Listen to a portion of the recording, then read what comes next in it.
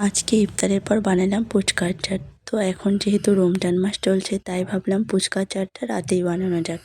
প্রথমে বাটিতে দিয়ে দিলাম একটুখানি তেঁতুল, এরপরে দিয়ে দিলাম পানি।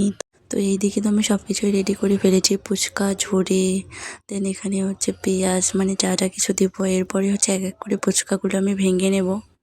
তো যাই হোক, এইদিকে তো আমার ফুচকা ভেঙে নেওয়া একদম কমপ্লিট। আমি পাঁপড়টা ভেঙে নেব।